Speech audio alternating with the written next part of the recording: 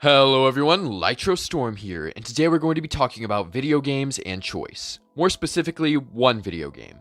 Telltale's The Walking Dead is a game set in the Walking Dead franchise which primarily tells the story of Clementine. Clementine is a girl who survives the Walker apocalypse, starting the series at 8 years old and ending as a young adult. This game was one of the first of its time, not focusing on action or strategy, but instead giving the player control over its protagonist's words and actions. This ranges all the way from high-fiving a little kid to leaving other people to die. In most story games, your character is fully predetermined, but in these ones, you get the main core of your character and you decide how to mold that. In a similar vein, molding the character also means you get to mold the story. Or do you? When a game offers the freedom to choose outcomes, things can be a bit difficult to manage. One of the most common critiques of these games is that everything feels the same no matter what you choose. This has been the predominant thought of haters, but more so the fans of the story, and today I'd like to go in depth and see if this is really true. To start, I think it's important to take a look at the intro statement of Telltale Games. This game series adapts to the choices you make. The story is tailored by how you play. With that in mind, I'm going to go through every major choice in The Walking Dead Season 1, going episode by episode and discussing their effects and if it really adds or changes anything significant. Now this video is going to be a pretty long one and we're going to be analyzing a lot of the events in the story and really just getting down into a lot of details. So I do recommend that you've already played the games, because we'll also be spoiling everything, or at the very least the first season. And whether or not you're a fan or hater of these games, I do think that you should go into an open mind with this video and just be willing to take things in that you might not have known before. But anyway, let's begin. We're going to first start with episode 1, leaving during the day or the night. This choice determines the next scene, as if you went during the day, Lee and Clem find Sean and Chet trying to get their truck out of there. Lee and Clementine help them and leave, with Chet going home after arriving at Sean's house. However, if you chose to go at night, you'll find Sean with an officer named Andre who helps him look for Chet. They find him zombified before Andre accompanies the three to Sean's house and leaves. This choice really doesn't leave any impact on the plot, but it is cool because it just shows how different things can be immediately. The scene you get is entirely different, with the night ending being objectively the wrong choice as Chet ends up dead. Though I guess it's not objective from an outside perspective since Chet never returns anyway.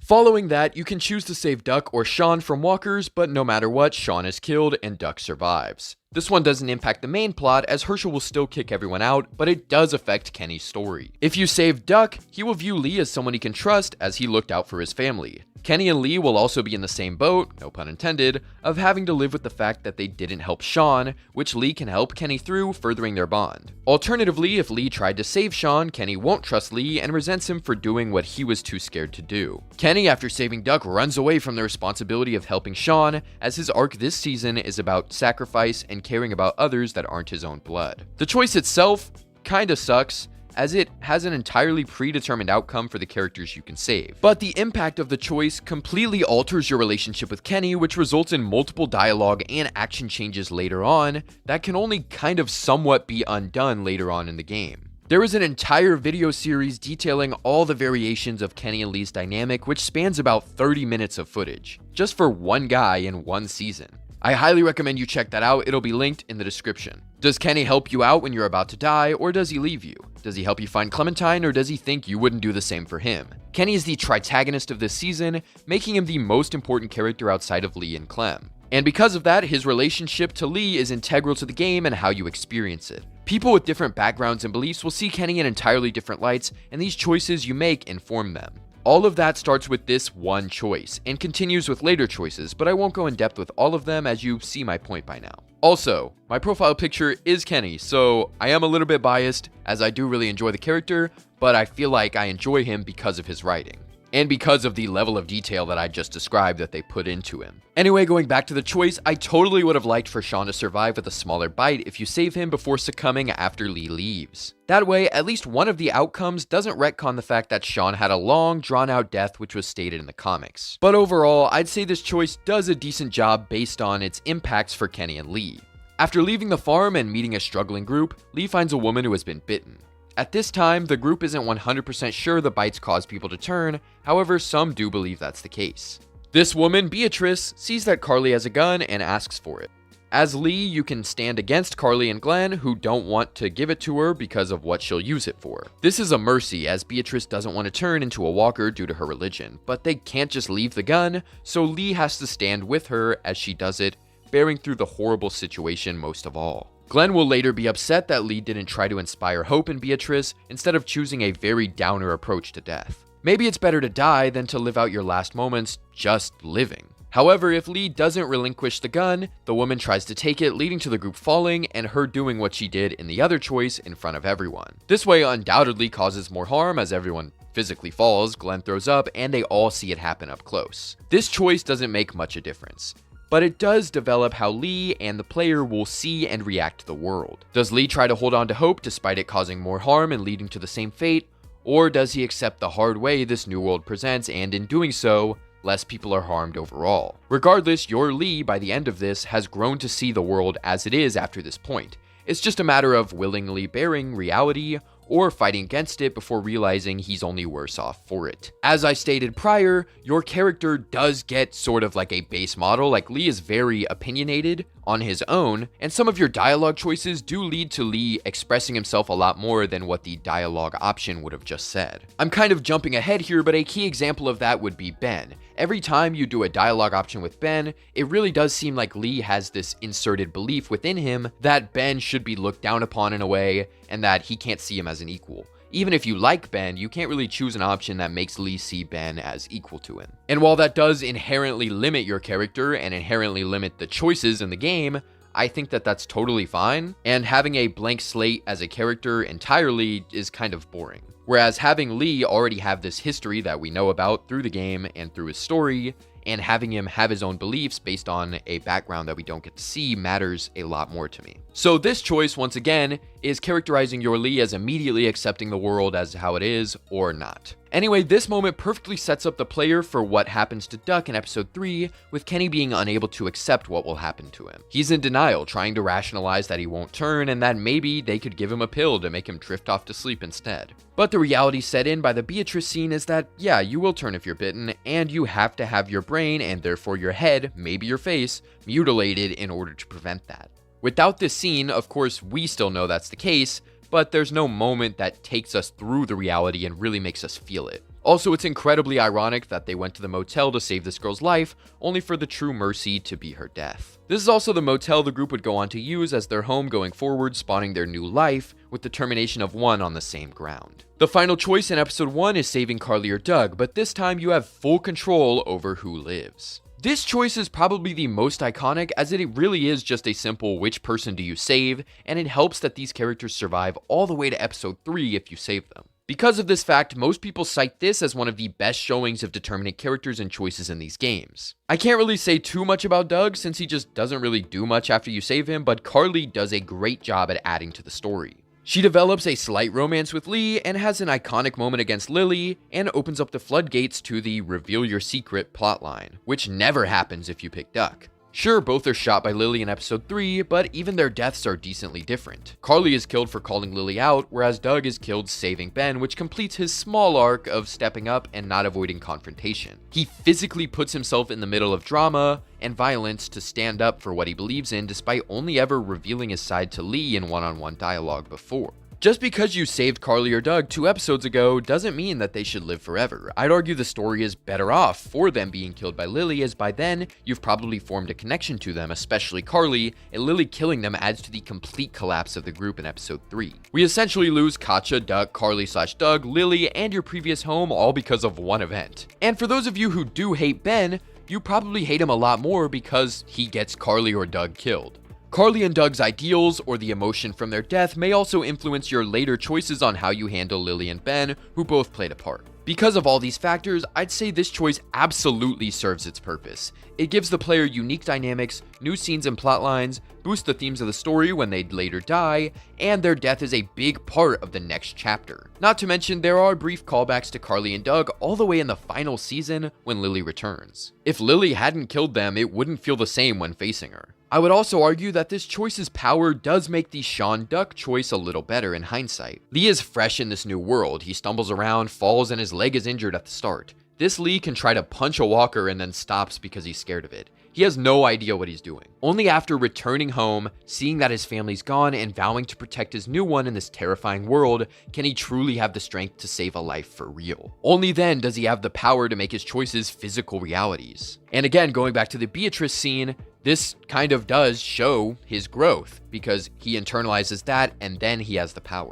This is something the second season covers far more extensively, so if you guys really like this video, maybe at some point I'll talk about season 2, as it's even more controversial for its choices. But enough about season 2, let's talk about episode 2 of season 1. Episode 2 has a big number of supposedly big choices that really don't change much of anything. We first get the choice of cutting off Mr. Parker's leg or leaving him. This, again, doesn't change anything other than Mr. Parker or Travis being the walker that attacks Katja. Though originally, I do think they wanted this choice to tie in more with the St. John story, as Mr. Parker lost his leg and was caught in one of their traps. From what I've heard, it also seemed like Ben was a completely different character and Travis just didn't exist, but they ended up splitting Ben into, well, Ben that we got in the original game and Travis. These games have lots of cut content and scrapped ideas, likely due to how hard the employees are forced to work on them, so I can excuse this one for not being big. Though, like I said, adding Travis does make this feel completely shoehorned in, because Travis literally was shoehorned in, and he was killed immediately, so I can't really give them any credit for that. That kind of sucks. Anyway, Lee's humanity does cause an issue with Lily, as their group is starved for food and Lee just helped usher in 2 guys, one of which is about to die and will need more supplies to sustain. Lily gives Lee the duty of handing out today's rations, which is 4 assorted food items. As Lee, you have to choose who eats between 10 people. Now, no one will die because they didn't get food, and no major issues will be caused aside from brief arguments in this scene specifically. But there is so much variation between the dialogue based on what you do here. If you give Ben food first, Kenny will be upset that you gave it to a new guy instead of the main group. This rare scene is basically ground zero for their rivalry that's important throughout episodes 3 to 5. Alternatively, and this surprised me, Carly will be upset instead of Kenny if you saved her. This was surprising because she was pretty quick to accept Ben into their group and even refuses food when offered. So does Doug, unless you give Carly the apple or Doug the jerky. Kenny will only eat if Doug has, Katja will deny her food, and so will Lily unless you suggest she put her grudges aside and take it. Characters will have different reactions to different foods, namely Ben, Mark, Larry, Clementine, and Duck. You can also choose to eat the last piece yourself, which is understandable, as imagine if someone dies later because Lee doesn't have the energy to help them. Of course, in hindsight, like I said, there is no major impact from who you feed. After you run out of food, characters you didn't feed will have brief dialogue. Kenny appreciates you looking out for his family even if you didn't feed him. He respects you for getting Duck and Clementine food. Larry loses his mind if you don't feed him. Carly knows you have her back even if you didn't feed her. Mark is sad if you fed Larry in front of him. And Clementine has this heartbreaking line of dialogue. I hope I get to eat next time. The sheer level of work put in to make every possible variation of choices feel distinct is absurd, and probably why there is no compilation or even record of all of the different outcomes anywhere on the internet. Now, in this scene, does your choice really matter to the plot? No, like I said, nobody dies and no real outcome comes from this outside of the scene itself. But the characterization of choice is really good. It really does feel like the weight of the world is on Lee whenever Lily shares what she has to do every day by rationing out the food. During this sequence, you can also give Mark or Larry your axe, which leads to them killing the walker of whoever got injured in the forest. Or if you have Carly, she'll shoot the walker, though for some reason it'll still leave an axe mark. Mark also repeats what Lee says to him in the forest about Larry to Larry, which furthers their disdain for one another, or if you defend Larry, he'll be surprised. I think now is an important time to talk about Larry and his role within the story. Very much like how Herschel believes you lied to him even when you're as honest as the game lets you be, Larry hates you even if you try to be kind to him. There's even a scene later on in the episode, right before he dies, where you can try to bury the hatchet and he does not care. This kind of subverts the expectation, much like him dying right after that scene does. I'm not your enemy, Larry. I don't believe you.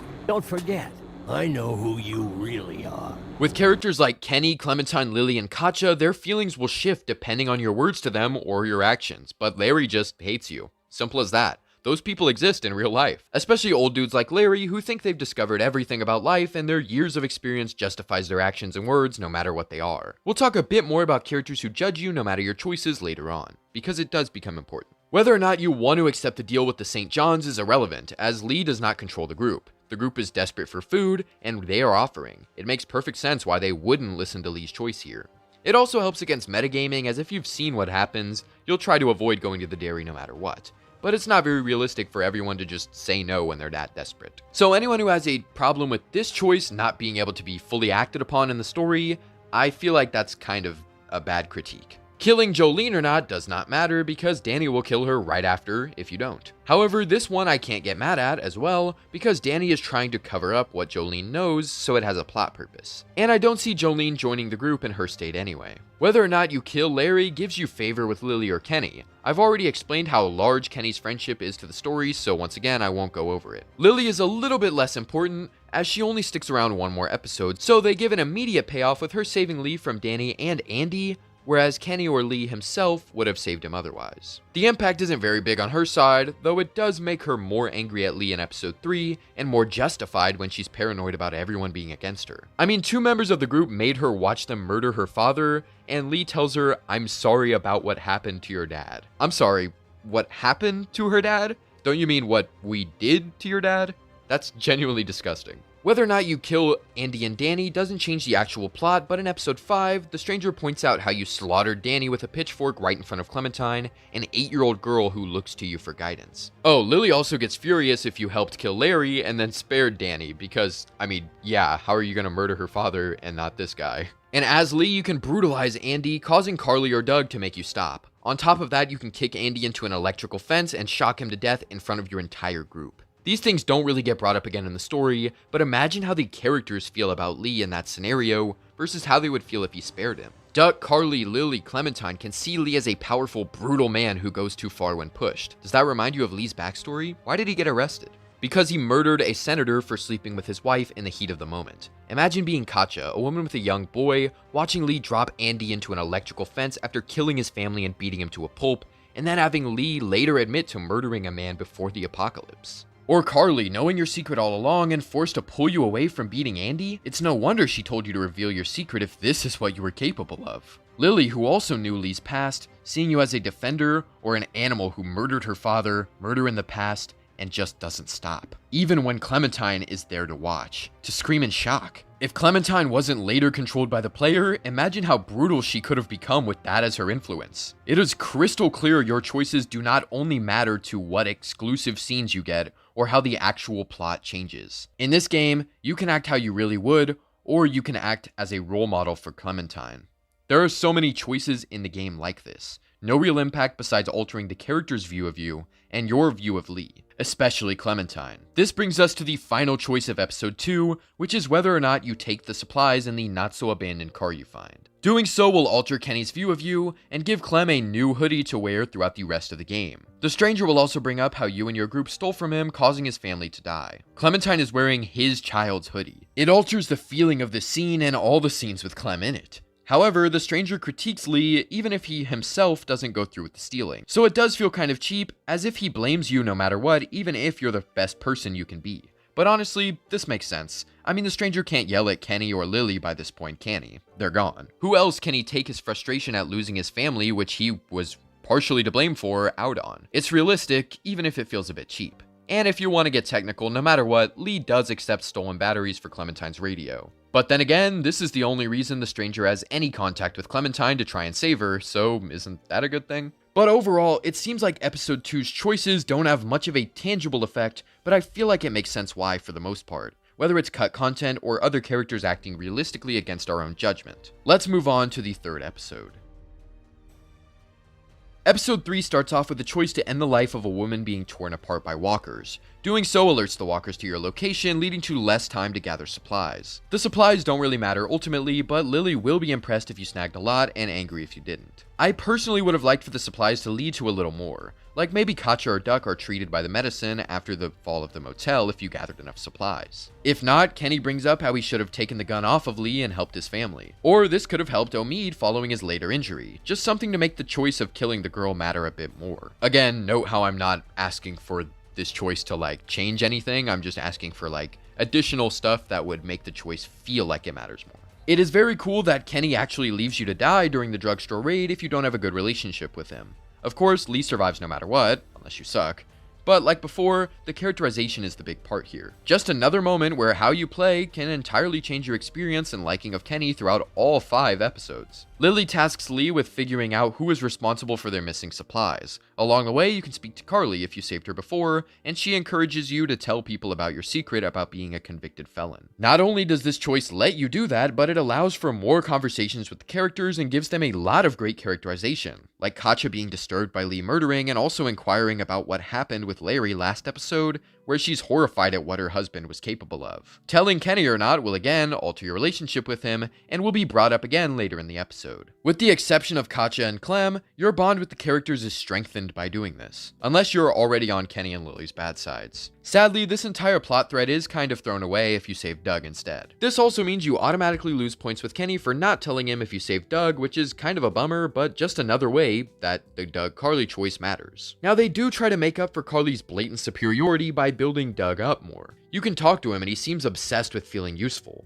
He tries to talk to Lee about Lily and the stealing scandal. He's the only one working on the wall now that Larry and Mark are gone, and he's sad he can't take watch duties due to his inability to use a gun. As Lee, you get additional dialogue with Clementine and Ben about Doug. Well, Clem is straightforward, with Lee asking if she likes him and she thinks he's cool. But Lee mentions that he seems sad and she says that they all are. The Ben dialogue is a little more subtle, as Lee wonders if Ben feels useful and he hopes he is. Probably not wanting Ben to feel like Doug and obsess over his utility to the group. This also draws a connection between the two, which is a bit important for later. Though I will admit, it does seem like Doug's characterization really comes from like in between the episodes, so I can't give them full credit for that, but at the very least, with the time passing, they do try to show that Doug has been characterized. During the actual raid from the bandits, Carly and Doug both help Lee fight off attackers. Carly shoots, and Doug calls out where enemies are for Lee. Doug also gets a cool moment where he picks up a dead bandit's gun and shoots until he's out of ammo before fleeing. It's presumably the first time he's used a gun, and the first time he's killed. So it's good to see that big moment for his development. Anyway, you escape, Katja reveals Duck is bitten, and Kenny accidentally hits a walker. This walker gets lodged into one of the RV's tires, causing Lily's ongoing argument about who is to blame to continue outside. It escalates, with Lily accusing Ben of stealing and also Carly if she's present. If she is, Lily will press her until she snaps and roast Lily to an absurd degree. In response, Lily just shoots her. Now in the version with Doug, Lily shoots Ben, but Doug sees her pull the gun and pushes him out of the way. But in the process, he is hit by the bullet. Now for Doug, this is a really good character moment emphasizing his growth. As for Carly, it's not really good for development, but it's very iconic and that makes up for it. Anyway, Lee is now forced to either leave Lily behind or bring her with them to be more humane. Before this, Lily reveals Lee's secret, and Kenny will react with surprise or make it known that he already knew. This is interesting because Kenny won't advocate to abandon Lee, despite wanting to leave Lily behind because she's a murderer. They can't have her with them. Lily has the nigh perfect retort to justify letting her stay or kicking Lee too, and Kenny just says no. I don't know if you guys know this, but Kenny is a hypocrite. Lee didn't kill someone right in front of them, so he's probably fine. And of course, Lily killing someone to protect the group is insane because Kenny would never advocate for that. Of course, it's not exactly the same in the Larry situation, but keep in mind Lily's point of view. She said at the beginning of the episode that stealing their valuable supplies is no different than cutting a member of the group's throats while they sleep. So what she aimed to do was remove a threat that would do that. Does that sound more familiar to what Kenny did to Lily? Protecting the group from someone who would harm them while they're not conscious? Now, Lily was pushed more so by anger toward Carly. With Doug, she meant to shoot the person she thought was killing them. It's just that Kenny didn't miss, so his actions are more excusable to everyone else. Anyway, if you leave Lily, then that's the end for her. Or is it? We'll get there one day. Probably. But if you take her with you, then Lily steals the RV once you find a train. She tries to get Lee to come with her, but it's just a ruse, as she really can't trust anyone and she leaves the group, never to be seen again. Or is she? Alright, moving on. On the train, Duck's condition worsens, and Katja begs Lee to get Kenny to stop running from the fact that their son is going to die. He's locked himself up at the driver's seat of the train and hasn't faced reality, so it's up to Lee to get him to see things the way they are. I absolutely love this scene. There's about 14 minutes worth of content for this one scene, and it's truly a pivotal moment in Kenny's character arc. We'll now talk about the ways you can convince Kenny to stop the train in two sections. First, we've got, well, convincing Kenny, which just relies on you selecting the right dialogue options and not provoking him. You can also use the rag with Duck's blood on it to help with that. I love that when you do this route, Kenny will get angry after your final dialogue choice, but he knows Lee is right, and so he drops it and gives in right before he even speaks. The other way is by fighting Kenny to knock some sense into him. Kenny's masculinity is incredibly important to him, so beating the brakes off of him totally works to get him to come to his senses.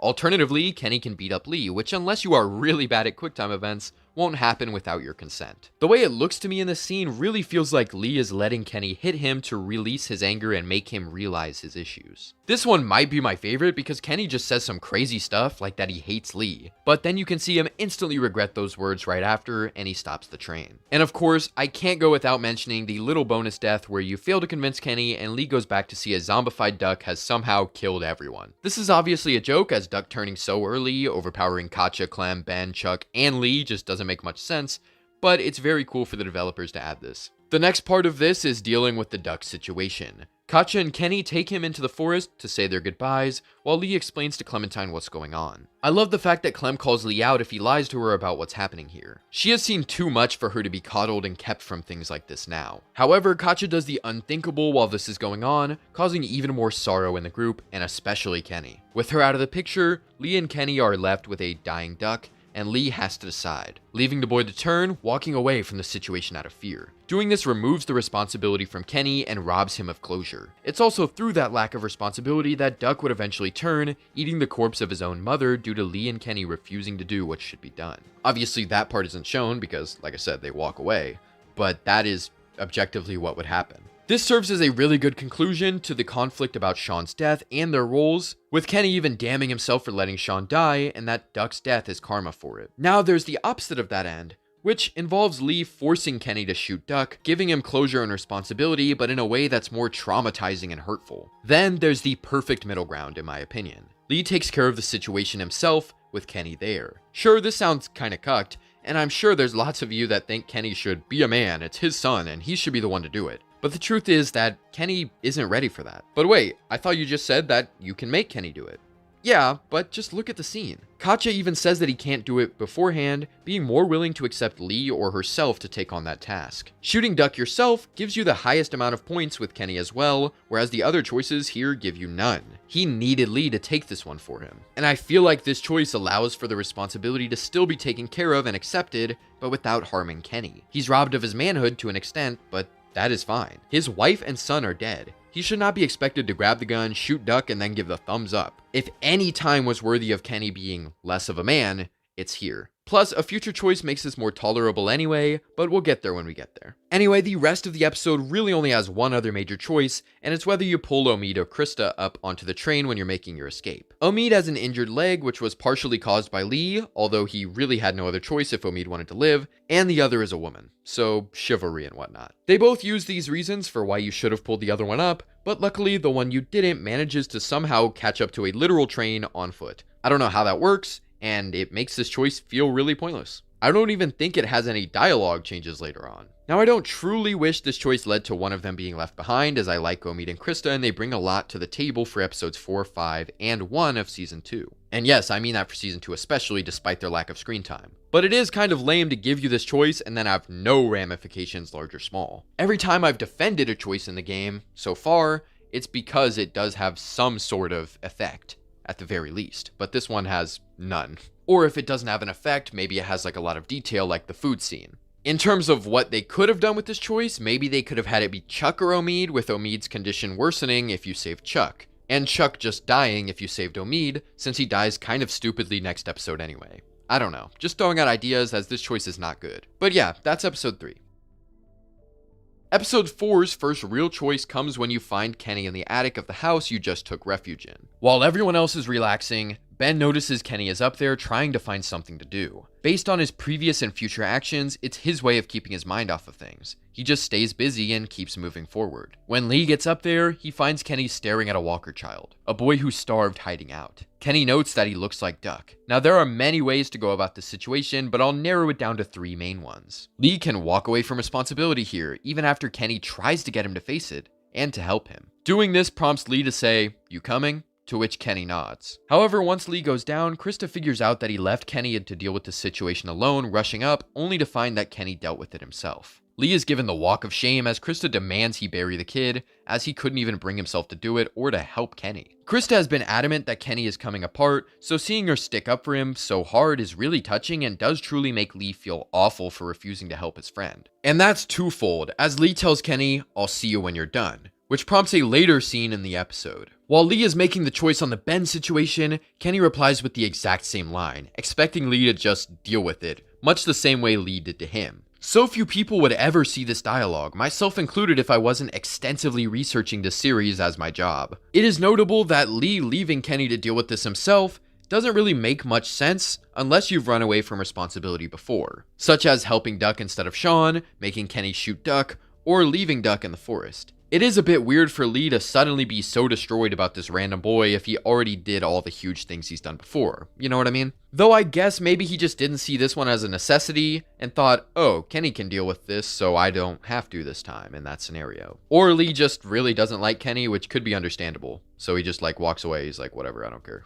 Anyway, the other options are to not walk away from responsibility. Lee can handle the Walker child himself using a gun, his melee weapon from the last episode, or crushing the boy's head with his foot. But you should know by now that this choice isn't about Lee, it's about Kenny. Based on the past decision with Duck, Kenny will either say that he can't do this, just like he couldn't before, or that he can't do it again. It's up to Lee to work Kenny up to doing this in order to give him some closure. And like I said earlier, when Lee tries to just leave, Kenny tries to get him to stay because he does feel a responsibility to do this, even if he feels in the moment that he can't do it. He wants to be able to. The boy even gets buried by Lee afterward, which they were unable to do for Duck, or anyone so far for that matter. Kenny shoots the boy quickly without much hesitation once you've convinced him to. This is in contrast to him previously shooting Duck in a much more frantic manner. And that makes sense. By now, Kenny has either run away from responsibility too long, and is finally able to get some closure in a safe, less traumatizing way that he can truly handle. Or he's almost entirely desensitized to this feeling because of what Lee forced him to do to his own boy at his weakest moment.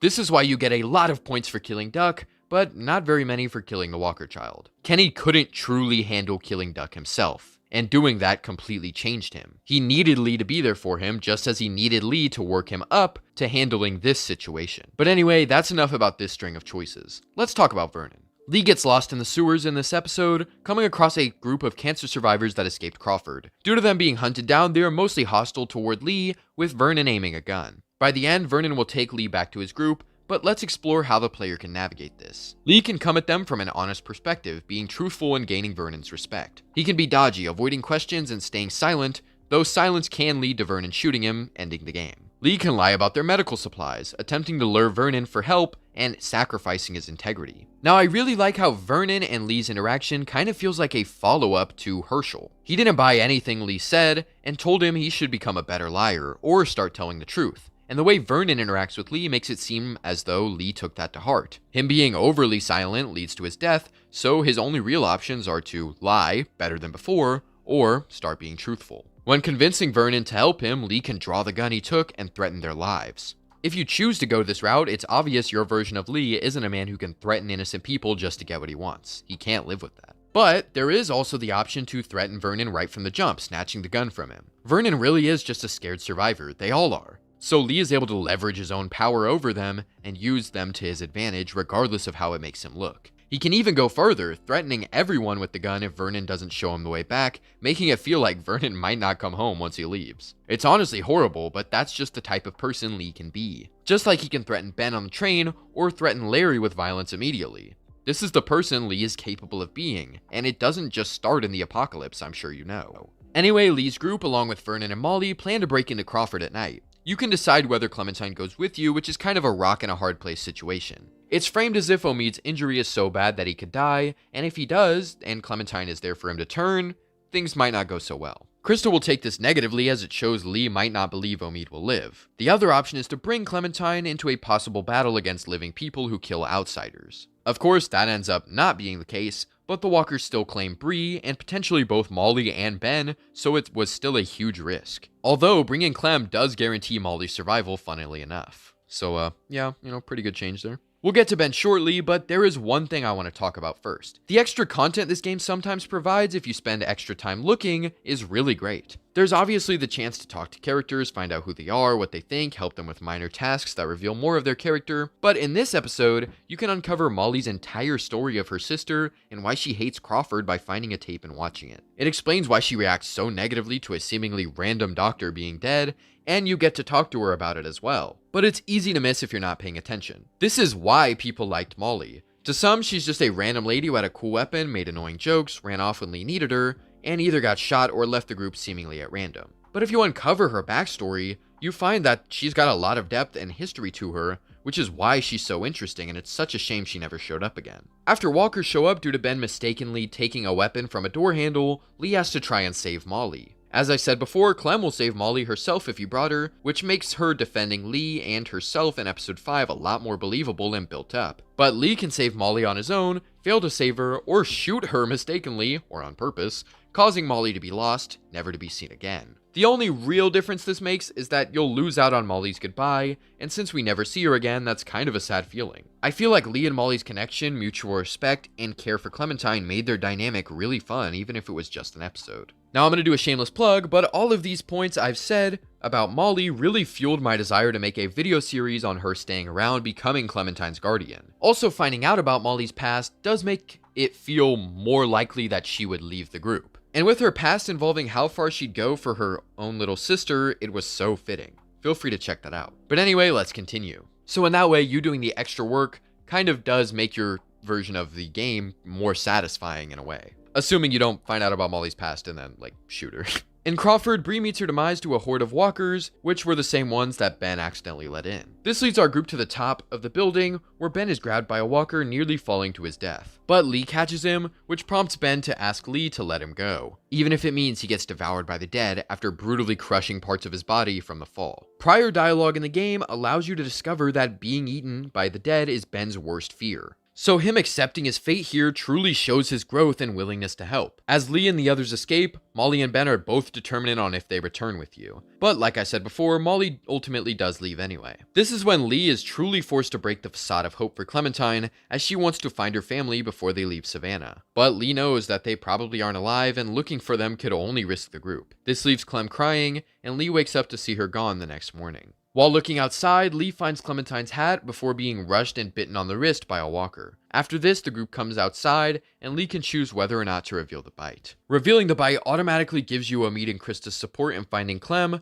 while not showing it makes it dependent on if you brought her to Crawford. Ben obviously is determinant on if you let him die or not, but he's also kind of hard to convince. If you want to bring Kenny, he tries to stop Ben from coming. From there, you can pick Ben or Kenny, or tell Kenny he can't come if there's going to be an issue, and then tell Ben to stay back anyway. Kenny's decision truly depends on your friendship level, as he will choose to follow you to the end if you've done a vast majority of choices he wanted. But he'll also turn you down completely if you haven't done much for him. Now, it's apparently been calculated that there are 12 Kenny points you can get, and I'll show that on screen now. You have to get 9 or more to get the friendly Kenny who refuses to stay behind, and if you have 4 or less, you'll be stuck without him. He won't be convinced even if you choose to talk about family, which is the dialogue choice that convinces him if you have between 4 and 9 points. There are about 5 minutes of different variations of Kenny's dialogue based on the past interactions, going back to Lee siding with Lily too much, or Kenny recognizing Lee's help at the beginning of the game, or more recently. He swerves from understanding and apologetic to stern and honest to angry and condescending. He's even less rude when you suggest bringing Ben if you have the friendly Kenny variation. This attention to detail with his character is what makes him my favorite character across the entire game series. Oh yeah, in the neutral variation, he also says the iconic line, I am a Christian man. So there's that too. I do like that Kenny's standards for him being friendly are so high. Even if you side with Kenny against Larry, don't side with Lily in episodes 2 and 3, help kill Larry, let the girl in the street get eaten, and kill the zombie boy, you're still 3 points away. You'd have to correctly make at least 2 of the 3 major choices. There's also different combinations, of course, but it's clear you have to do a lot to make him truly with you to the end. But there's still enough wiggle room to where you can do the bare minimum 3 choices in his favor if you pick the right ones, and he'll still be neutral. It shows just how much Kenny cared for Lee to some extent, as he would not be that charitable with most people. Anyway, Lee passes out later, causing the people he brought to find his bite if they didn't know before. Lee can choose to cut off his arm, which has different variations as well. Kenny can do it, Krista can do it, and Lee can do it himself. It's funny if Ben is the person you brought, since Lee has to do it himself anyway, and Ben passes out immediately. If Lee's arm gets cut off, he passes out, waking up later. From there, the story remains unchanged, except that Lee can reveal he was bitten to anyone who stayed behind. The boat gets stolen by Vernon and his people regardless of who stayed, and we continue. Oh, it is also notable that Lee only uses the hand that he has left after this point, pretty much. So that's kind of lame. The boat getting stolen and the fact that you just end up going back to the house after this trip makes Lee recruiting the group feel kind of pointless. I really do wish this led to some material difference, since it's literally the culmination of all your choices and who you've gotten in good with throughout your journey. And it's just such an awesome scene with like Lee walking away either alone or with whoever he has left, and then the screen showing like this percentage of players got these characters to go with them. Like that just feels so powerful, and then for that to just be immediately undone and they just go back to the house and everybody's back, like, and they didn't find Clementine. I don't know. I don't like that. Kenny ends up slapping the walkie-talkie out of Lee's hands in a lower room filled with walkers. Krista jumps in to grab it, but Kenny makes a sacrifice by going down and getting her out. Sadly, this is the last time we see Kenny in Season 1. This sacrifice is a good moment for Kenny's arc, as he really takes responsibility and looks out for someone other than who he considers his family. Even the friendly Kenny went with Lee prior because he said Clem and Lee were as close to family as he had left. But this is not the best conclusion for Kenny in Season 1. If you didn't kill Ben, he actually stands up to Kenny for the first time and says how he never got to see his family after everything started. This humanizes Ben in Kenny's eyes, and he ends up revealing to Lee that he feels bad. But sadly, Ben falls onto a spike in an alleyway, and Kenny locks himself in with an approaching group of walkers. Now, before I talk about how awesome the scene is, I do want to note that Kenny staying behind to shoot Ben, like, he did not have to stay behind to do that. He could have just shot him and then left. Like, Kenny was definitely just aura farming. But this is truly the sacrifice that makes Kenny's arc worthwhile. If you refuse to let Ben die, Kenny reconciles his differences with him and dies to stop Ben from turning.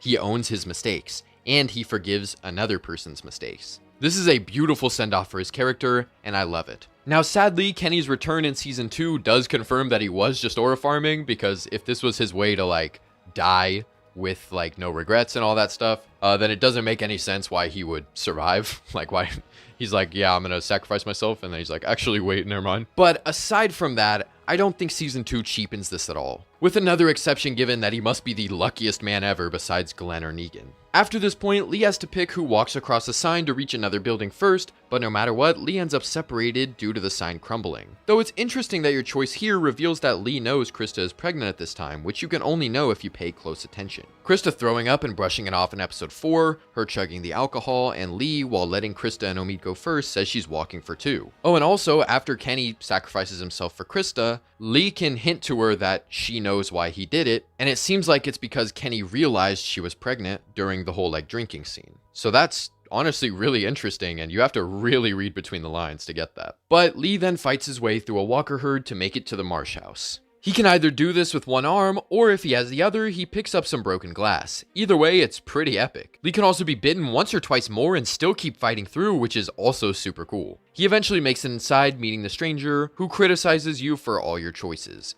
though it's important to state that he gets mad either way. That makes it feel a little cheap, but at the same time, the stranger isn't in his right mind clearly, and Lee is the only person from that group that he actually has been able to talk to. Plus, he's the one taking care of Clementine, so he'd be the one the stranger is projecting all his anger toward. It also makes it clear that Lee can't win no matter what his choices were. His journey will always be imperfect, and even the way he handles Clem is sometimes, regardless of your choices. A key example of this would be in episode 1 right from the start, when they enter the drugstore and Clementine has to go to the bathroom. Lee can either yell at her to just go, or he can just say, oh yeah, the key's behind the counter probably, and then she almost gets killed by a walker for it. And the player has to choose one of those two options. I think you can be silent maybe, but I mean, that doesn't really change anything either. So yeah, Lee is imperfect, and like I said, his journey will always be imperfect. The only thing he can do is continue to do whatever he thinks is best, even if he is disliked or hated for it. Anyway, Lee can give up his weapons or convince the stranger that he doesn't have any, though realistically, the weapons should have been slightly sticking out of Lee's pockets. But we know Lee has bottomless pockets with how much stuff he's been carrying throughout the game. Clementine comes out of the closet and hits the stranger with something in the room. Lee attacks the stranger, strangling him, which kind of parallels what we know about him strangling the senator before the apocalypse. An unnamed man threatening to take a girl that he cares for, and Lee's only response is to act. If you mash the button even after it stops, Lee ends him brutally. But if you stop or falter in some way, Clementine shoots the stranger instead to save Lee. This puts her story from learning how to use a gun in episode 3 to a close. Also, going above and beyond and mashing the button against the stranger totally harkens back to Lee going further than he had to against Andy and just beating him down brutally after he can stop. And even goes all the way back to episode 1 with Sandra's Walker, where Lee can kill her in 3 hits, but if he goes for a 4th, it's a brutal over-the-top kill that leaves a mess. This shows how unhinged Lee can be and really brings up if he's inherently violent. This is my favorite thing about our playable characters in these games. You'd think they'd just be blank slates, but each one has some personality, some secrets they won't tell no matter what, some internal struggle we, the player, are giving into or repressing. Anyway, Lee can destroy the stranger's brain to prevent him from turning, or not. But there's a walker in the closet, which Lee kills and uses the guts to cover himself and Clem. They make their way through the herd, and Clem sees her parents zombified in the crowd before Lee passes out. He wakes up and guides Clem through fighting a walker before seeing his fate is reaching its end. He gives a final piece of advice before telling Clementine to leave him or shoot him.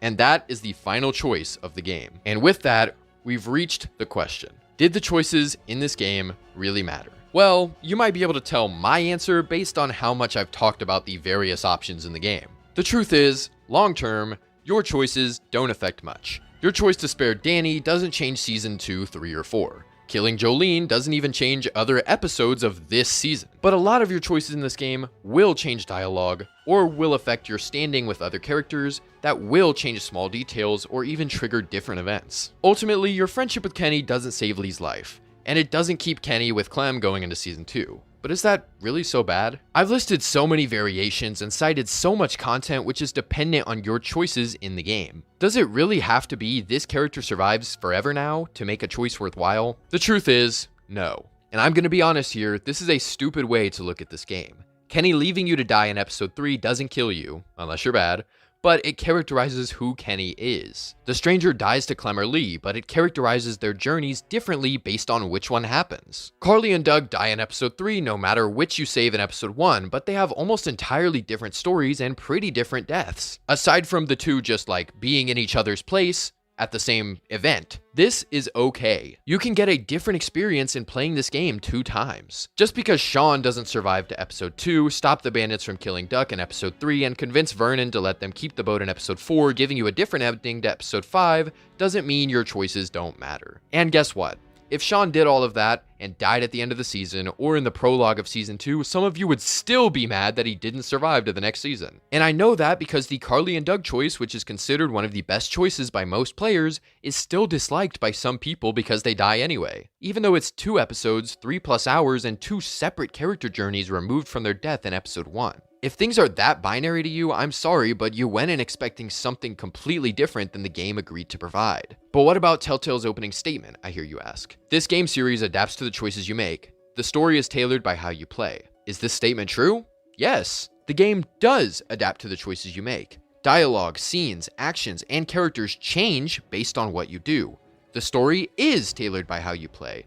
Lee, Clementine, Kenny, Ben, Carly, Doug, Lily, and Molly are all examples of this. Their stories are tailored by how you play. You can choose to change Kenny's story. You can choose to learn Molly's story. You can choose to side with Lily or understand her, causing her to be characterized differently in the story. Lee is not a god. He does not decide in totality who lives and who dies. He is one man. His choices cause moderate, manageable changes that a person, generally at least, could realistically make. If you, in real life, saved someone's life or made a big choice, it does not guarantee that person will live forever, or that your choice will come up later in your life. And you would not say that since the life you said ended up dying weeks, months, years later, that it didn't even matter. If it's someone you cared about, even more minutes could be valuable. The Walking Dead is an unfair world with harsh realities, brutal death at every turn, and it has flawed human characters. It is not a god simulator. And I am genuinely so tired of this criticism being levied by people who claim to like the game.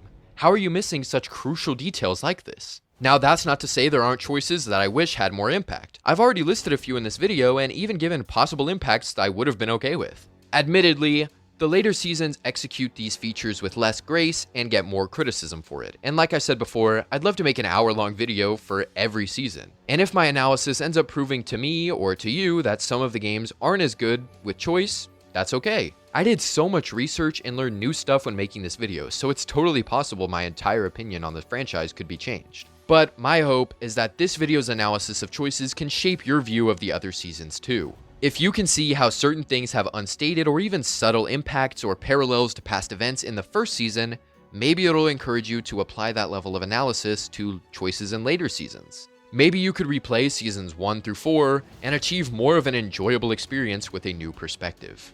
And doing that would really make your 2 runs of the game feel different. That's mainly what this video was. I want fans of the game to stop misunderstanding it and be able to see the beauty they saw when they first played. And I hope this video could do that for you. Now, like I said when talking about Kenny, I do have a bias. I mean, I started playing this game shortly after Season 2 came out, and I've probably played like 100+ runs, combining my runs in every game. This really was like my hyperfixation when I was a kid, and I'm so glad that I get to still make videos about it to this day. So I am definitely biased in that aspect, and when writing this video, I totally had an opinion already formed. But like I said, if I cover how choice is handled in seasons 2 through 4, and maybe even Michonne, I won't have as strong of an opinion because I feel like season 1 is just like probably the strongest as far as I know, but maybe that opinion could even be changed. When coming into this video, I was totally ready to accept if I was wrong, but I ended up finding so many more little details that just proved what I was trying to think. Sometimes it is good to go into a story, a game, a movie, a show, anything like that, any sort of media, and have knowledge beforehand. And I think that people often cite games that are aside from Telltale that do this sort of choice-based narrative type thing, and they think that they do it better because there's like way more branching paths and all that stuff. Key examples would be like Detroit Become Human, obviously, but there's also Life is Strange, Heavy Rain, and God forbid Beyond Two Souls. One nobody ever really seems to talk about, but I think totally falls in the same category as Undertale. But the main one that people talk about, like I said, is Detroit Become Human. And I feel like people kind of oversell how different that game can be, because sure, like you can click the pause menu and you can see all the 50 million different branching choices, but like half of them are like if you read a book or if you like pick up an apple that's sitting on a table. Like, really, a lot of that stuff doesn't matter either. Now, you can let your characters die, but that's because it has more characters to play as. Oh, I also totally forgot about Until Dawn. But Until Dawn is a completely different style. It's meant to feel more like a horror movie where, yeah, any of the characters could die or could survive. They could be like the final girl-esque person. And the goal of that game and a lot of the replayability comes from getting different paths and different endings and seeing like who survives and all that stuff, seeing how you can push the game. I don't think The Walking Dead really relies on that. Like, I wouldn't say Until Dawn has like a phenomenal story like I think The Walking Dead does. I would say that Until Dawn is a pretty cool game that has that choice-based aspect, and that is really what makes the game so powerful. Whereas The Walking Dead tries to weave the choice-based aspect into the story, which is the forefront, if that makes sense. But yeah, those are just my thoughts on the different games. I still like a lot of the games that I talked about just now. But now that we've listed off a bunch of games, let's start listing off our members. As always, a huge shout out to our members from the Walker tier, all of which are on screen now. We also have the Survivor tier: Ellie DePlug 2, Davisville 84, Willie, Aiden Kearns, Zombie Warlord, Tifu A, Chief Strato Constituent, and Coda Cole. And last, the Christian Man tier: Marco Caldwell, Very Classy Demon, River Lamphere, Yara 1, and Bad Opinion. And you might have noticed that one of the members is actually the editor of this video, Ellie DePlug 2. He had the monumentous task to edit this monstrous video, and I super appreciate him for all his hard work on the channel. But as always, tell me if you like this video, comment your requests for future videos, and subscribe. Thank you for watching. Have a great day.